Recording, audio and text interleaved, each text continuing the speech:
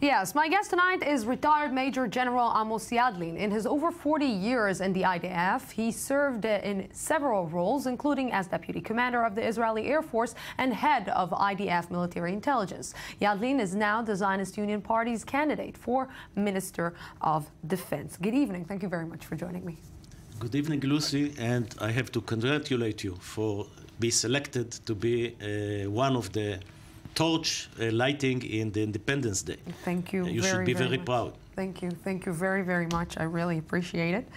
You know, you are the candidate for being the Minister of Defense.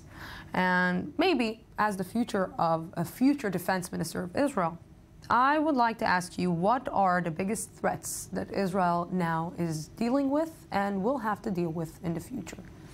Yeah, first of all, let me put it this way. We are not in a campaign of fear. The Prime Minister is expert on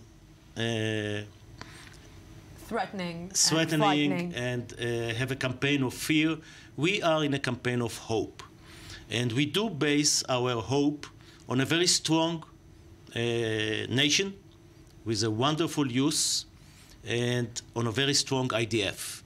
So let's put it aside, but we do live in a very tough neighborhood. And we have threats. But let me start with some good news, because good news usually are not selling. We do have two peace agreements with Egypt, the largest leading Arab country, and with Jordan, with the longest border. We do have a very strong deterrence vis-à-vis our enemies. There is no military conventional threat towards Israel the way it was in 1948, in 1973. So what do we have? We have Iran with ambition to develop nuclear weapons, and this is a country that called for the annihilation of Israel, to erase it off the map. As Jewish, we have to listen to such threats because we haven't listened in the last century, in the 30s and 40s. But we are strong and we can cope with it. The second threat is also Iran-related, and this is Iranian proxy in Lebanon. Hezbollah built itself as an hybrid organization, both a terror organization and a state capabilities, military capabilities. And we will have to cope with Hezbollah. Hamas in the south, very similar. A terror organization took over a territory, and it's a threat.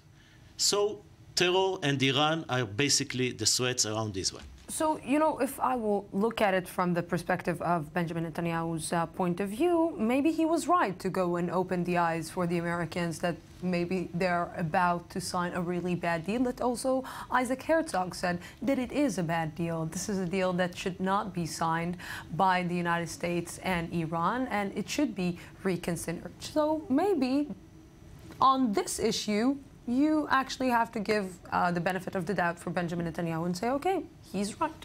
See, Lucy, there is no difference. There is not even a page between the opposition and the coalition. And you know, also between Benjamin Netanyahu and President Obama on the strategic goal. The strategic goal is that Iran will not have nuclear weapons. And we all agree about it. And we all agree that we have to do everything to stop Iran from having nuclear weapons. However, we think that the speech in the Congress at that time, without coordinating it with the White House, with the administration, and splitting the Democrats and the Republicans that were united against bad deal, were united for more sanctions. What Bibi Netanyahu have done is counterproductive. He shoot his own leg. He shoot our own leg on the try to stop Iran. You know, I'm trying to think about the current situation and maybe the situation that we passed through in the last few months. And I want to understand, because at one point I'm looking at Operation Protective Edge, and I'm seeing the results of Operation Protective Edge. And maybe one of the results should have been to try and demolish Hamas, to try and because that was not a victory, let's face it. Israel did not win in this battle.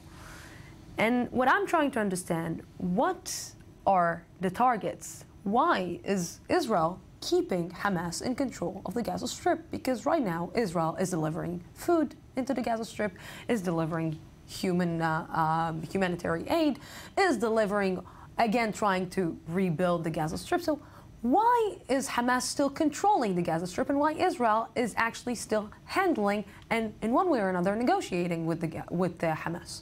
This is in the core of my criticism how Benjamin Netanyahu and his government handled the last summer events.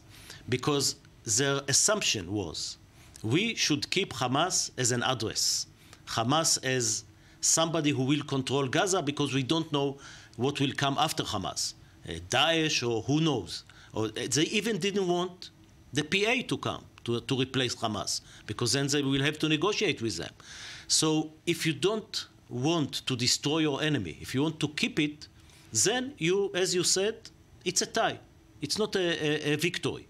And I wrote about it as head of the INSS. I say it's a strategic, asymmetrical victory, asymmetrical tie. Because Israel destroyed the two arms that Hamas developed against us.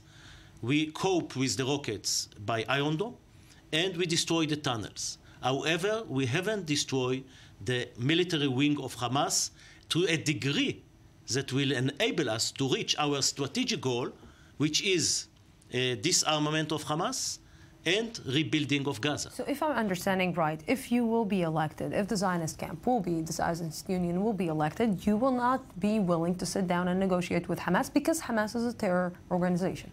You're absolutely right. We criticize Bibi Netanyahu for talking indirectly with Hamas. Terrorists you fight with.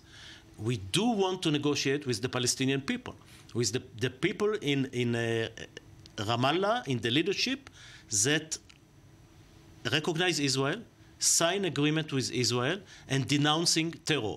This is exactly the quartet demands from Hamas. But what we are seeing right now is that the Palestinian Authority is not doing it's doing actually some unilateral moves against Israel. It's going and looking for recognition around the world. It's going and actually maybe stopping the security coordination with Israel. It's deciding not to create any kind of, let's say, negotiation with Israel. So it seems that maybe on the other side, they don't see Israel as partner anymore. So why should Israel see the Palestinian Authority as a partner? Because Israel is looking for peace. And the Zionist camp union will try to reach peace in every possible track. If we will not have partner, so at least we let the world understand why we don't have peace. It's not only Bibi Netanyahu that shoots his own leg. It's Abu Mazen as well. Because dismantling the security coordination with Israel will basically lead to what happened in Gaza in 2007, to Hamas take over. So we are very consistent. Against terrorists, we fight. Against those that want to negotiate, we negotiate. Against those who go in unilateral moves, we have some moves ourselves. What do you say about the document that almost was signed between Israel and the Palestinians, but at the end of the day, it wasn't? It wasn't signed, I think. It was a negotiation. Agreed upon or discussed. Lucy, it shows you two things. It's interesting on both sides. It shows you that the Palestinians are not missing any opportunity to miss an opportunity. Unlike they ran away from Camp David in 2000, and they ran away from Annapolis negotiation with Olmert when he gave them a generous offer. They haven't reached an they haven't agreed even to the framework, to the principle of framework that Secretary Kerry and Obama offer them. So they missed another opportunity. So this is about this side. On Bibi Netanyahu, it's something else. It shows you that you can't trust him.